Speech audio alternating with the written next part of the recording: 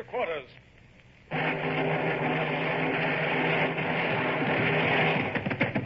Run out the guns. Stand by the starboard battery. One broadside into her, if you please, Captain Bush. Pointers on target. Linstocks ready. Aye, aye, sir. Ready. Fire!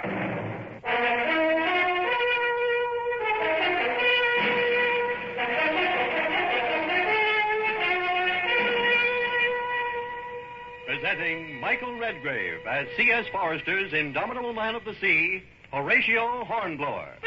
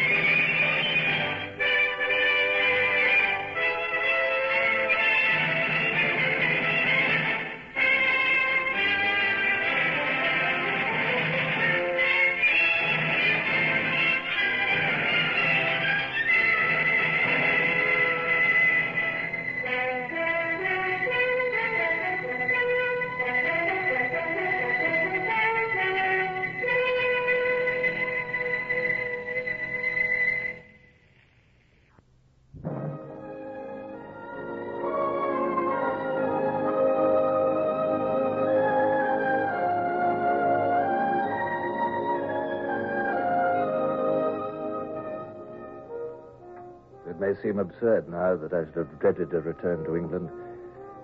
But in spite of my present years and honors, I'm under no illusions as to the fickle nature of the public. And neither was I then. Whatever had occurred since, there was no gainsaying the fact that I had lost my ship, the Sutherland, in battle, and that I should be called to account for it. If the court-martial should decide that I was at fault, disgrace or even death might await me. My thoughts were as somber as the grey dawn about me as I paced the deck of the Witch of Endor and the coast of France fell away over the horizon. Come to the hole! What color is that? At the sound of the English voice, words failed me for a moment. At least there was no need now to hide in the mist. On the other hand, it brought nearer all the future which I was dreading. I said, what color is that? Well, I'd fly my colors to the last. If my career was to end, it would end with a joke. His Britannic Majesty's Armed Cutter Witch of Endor, Captain Horatio Hornblower. What ship is that? I am Captain Sir Thomas Hardy. What did you say that captain was? You must think we're mad, sir. The Witch of Endor has been a French prize for a year, and you've been dead for 6 months. Ahoy there! Come under my lee! No tricks or I'll sink you! Very well, Mr. Bush. Ease her in under the stern of that two-decker and bring her to the wind under the lee.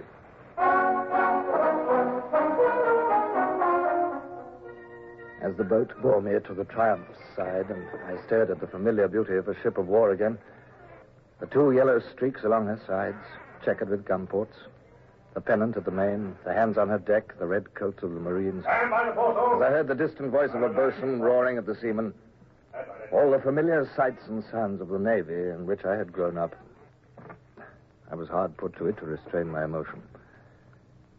This was indeed the end of my long captivity in flight. Hardy was there on deck, his huge bulk towering over everybody. I saw his expression alter. Good God! It is Hornblower. Welcome back. Give me a hand, sir. Thank you, sir. How did you come here, sir? How did you take the witch? How on earth? How did I come back from the grave? Is that what you want to ask? Well, it's a long story. Well, you better come round to my cabin, Hornblower. This must be a pretty difficult time for you.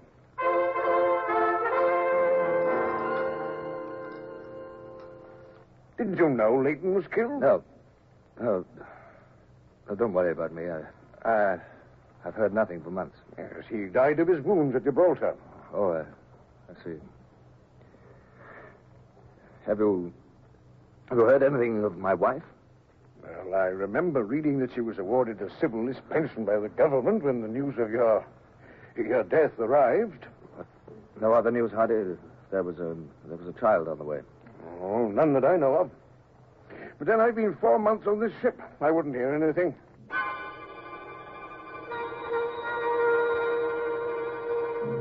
Over the horizon, to leeward, was appearing a long line of ships, close-hauled. They were in rigid, regular line, and as we watched, they went about in succession, in perfect order, as if chained together. The Channel Fleet was at drill. 18 years of drill at sea had given them unquestioned superiority over any other fleet in the world. Victory's in the van. Here, take my glass. Signal, midshipman. Yes, sir. Signal triumph to flagship. Have on board Captain Horatio Hornblower. While Hardy dictated his message, I looked through the glass. The three-decker, with her admiral's flag at the main, was leading the long line of ships, the broad stripes on her side glistening in the sunlight. She'd been Jarvis's flagship at St. Vincent, Hood's in the Mediterranean, and Nelson's at Trafalgar. Now she was Dismal Jimmy's. A tragedy, if ever there was one. Signal hoists were soaring up her yardarm. Hardy was busy dictating replies. The Admiral signaling for you to go aboard. I trust you'll do me the honor of making use of my barge, Horatio. The Triumph's barge was painted primrose yellow, picked out with black. And so were her oar blades. Her crew wore primrose-colored jumpers with black neckcloths. As I took my seat, I reflected gloomily that I'd never been able to afford to dress my barge's crew in a fancy rig-out. Hardy must be a wealthy man, I supposed, with his Trafalgar prize money and his pension as Colonel of Marines. I could not help contrasting our positions. He, a baronet, wealthy, famous. Myself poor, undistinguished. And awaiting trial. Marines, return! Out! Welcome aboard, Captain Hornblower. I'm Calendar, Captain of the Fleet. His Lordship gave instructions for you to be shown to his cabin. Will you come this way? Thank you.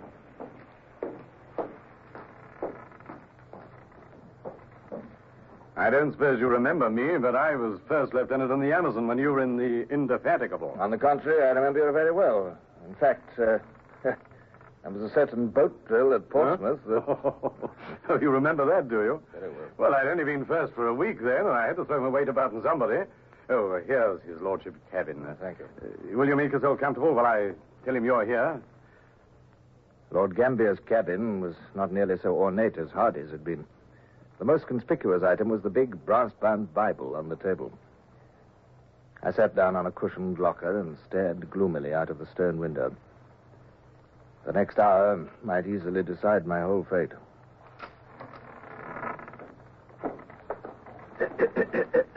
Pardon me, sir. I am the Admiral's clerk. Yes? His Lordship will receive your report shortly. In the meantime... Well, what's that you're hiding behind your back? I'm afraid, sir, that I have bad news for you. What news? Well, come along, man. Out with it. The fellow had an odd expression on his face, and although I spoke up boldly enough, my heart sank. Was it possible that my case had already been prejudged? Was I to be arrested, tried, condemned, shot? I remembered having seen this paragraph in the Morning Chronicle of 3 months ago, sir. I showed it to His Lordship and Captain Calendar as they decided it ought to be shown to you as early as possible. Well, His Lordship says... Well, give me the paper. What is the paragraph? I'm afraid it's very bad news, What sir. gammon, blast you. Let me see it. The Lord giveth, sir, and the Lord taketh away. Blessed be the name of the Lord. We regret to announce the death in childbed on the 7th of this month of Mrs. Maria Hornblower, widow of the late Captain Horatio Hornblower, Bonaparte's martyred victim. The tragedy occurred in Mrs. Hornblower's lodgings at Southsea, and we're given to understand that the child, a fine boy, is healthy. His Lordship instructed me, sir, to inform you of his sympathy. He will not expect your report yet, and he thought you might wish to seek the consolation of religion in your cabin. Yes. The Lord give it, sir, and the Get Lord... out!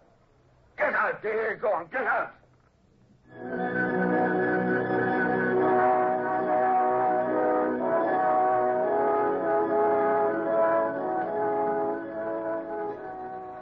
the actual Battle of Rosas, my lord, before I surrendered the Sutherland, 117 of my ship's company were killed and 145 wounded. 44 of the latter died before I was taken to Rosas. A tragically high proportion, Captain. Good God, more than half your crew out of action before you surrendered? If you remember, my lord, Thompson and the Leander lost 92 out of the 300 off Crete, and everyone said what a gallant defense he'd made. I was aware of it. Please go on, Captain. Well, I told how I had witnessed the destruction of the French squadron, how Caillard had arrived to take me to Paris, and of our escape. I made but slight mention of the Comte de Grasset and our voyage down the Loire, but I went into some detail about the capture of the Witch of Endor. As I pointed out, a knowledge of harbor arrangements at Nantes and the navigation difficulties of the lower Loire might be of great future value. Good God, man, how can you be so cold-blooded about it? Weren't you... Captain Callender, I have requested you before not to allude to the deity in that blasphemous fashion. Any repetition will incur my serious displeasure. Now, let me see. That cutter will be useful. She can carry the dispatches, and I shall not have to weaken the main body of the fleet. This lieutenant of yours, Bush, I'll promote him into her as commander. I gave a gasp of pleasure. Promotion to commander meant almost certain post rank within the year. Bush deserved it, of course, but admirals usually had some favorite, some nephew or old friend's son awaiting the first vacancy. But that was by no means all. Promotion of my lieutenant to commander was a high compliment to me. It set the seal of official approval on my actions. This decision of Gambia's was a public announcement that I had acted correctly. Thank you, my lord. Thank you. I hope you will continue to be my guest until I sail for Portsmouth next week. It would be best, I think. Yes, my lord. Thank you.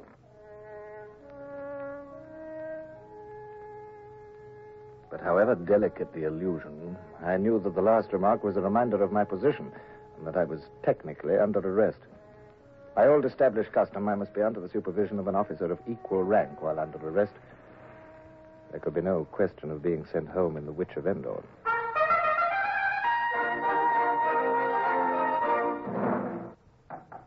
Come in. Bush! Bush, by all that's wonderful. Come in, man. Sit down. Here, let me take those parcels. Oh, by heaven, it's good to see your honest old face again, Bush. Look, have a drink. How have you been getting on? What have you been doing? Did you... Easy, sir, easy. I'll tell you about it, sir. But first of all, this is the first chance I've had to thank you for my promotion, sir. Oh, don't thank me. You must thank Lord Gambier. I know who I owe it to all the same. They're going to post me as captain this week. Ah. They won't give me a ship, not with this wooden leg of mine, but there's a job at Sheerness waiting for me. I'd never have been a captain but for you, sir. Oh, rubbish. Well, how are you, Bush? How are you? Oh, fine, sir, thanks. Good. And you? Oh. I was sorry to hear about Mrs. Hornblower, sir. Yes. I took the liberty of bringing out your letters. Oh, this thank you, big Bush. package is a sword, I'm sure, sir. Oh, well, let's open it and see. Well, by heavens. Oh, Bush, I never expected to see this again. I know that gold scabbard anywhere, sir. It's the 100 Guinness sword that the Patriotic Fund gave you for your defeat of the Natividad in the Pacific. Yes. You should see the newspapers. You're famous, sir, so you ought to be. And there's plenty more news. Oh, what news, Bush? There's the Witch of Endor, sir. Oh, yes, what about it? The Navy bought her yesterday at the prize court. £4,000 was the price, sir. I was greatly impressed by the tact with which Bush allowed me to assimilate all this. I would not have expected such delicacy from the tough old campaigner. But I was already beginning to realize that I still had much to learn about people. The first dozen letters were from people unknown to me, but all congratulatory. 2 were from madmen, apparently, and 2 more from peers. And then I saw a letter in a hand which was known to me, and my heart constricted as I stared at the envelope. It was from Lady Barbara. Bush and the ship and Portsmouth and all the present world spun and vanished at the sight of the letter. I was not reading. I was listening again to that dear, modulated voice which I had not heard for so many weary months. It is hard for me to write this letter. So overwhelmed am I with pleasure and surprise at hearing that you are free and well. I hasten to let you know that I have your son here in my care. My son, Barbara, has him. Oh, God bless her. When he was left orphaned, I ventured to take charge of him and make myself responsible for his upbringing, while my brothers, Lords Wellesley and Wellington, consented to act as his godfathers at his baptism, whereat he was consequently given the names of Richard, Arthur, Horatio. Richard, Arthur, Horatio. And Wellesley and Wellington behind him. Oh, the boy's fortune's already made. Richard is a fine, healthy boy with a wonderful resemblance to his father, and he has already greatly endeared himself to me. Let me assure you that I shall look upon it as a pleasure to continue to have charge of Richard until the time comes for you to take him away. I can easily guess that you will be much occupied with affairs on your arrival in England, but you will be very welcome should you care to call here to see your son, who grows in intelligence every day.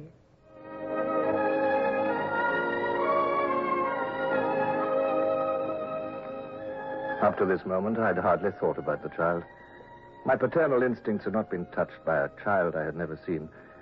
And besides, they were warped by memories of the little Horatio who had died of smallpox in my arms so many years ago. But now, I felt a sudden wave of affection for the unknown little chap who had managed to endear himself to Barbara in London. Why had Barbara taken him?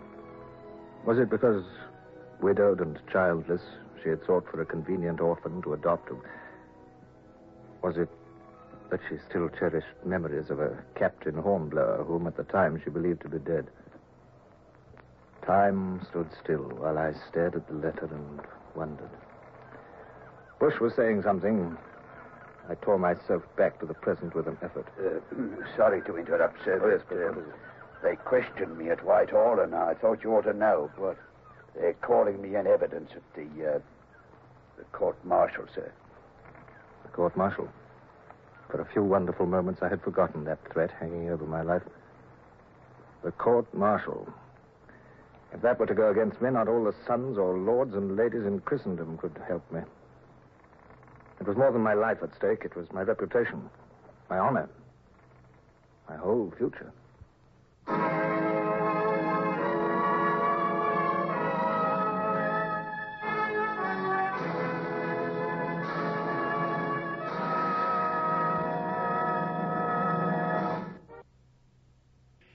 Horatio Hornblower, starring Michael Redgrave, is based on the novels by C.S. Forester. Music composed and conducted by Sidney Torch. Produced by Harry Allen Towers.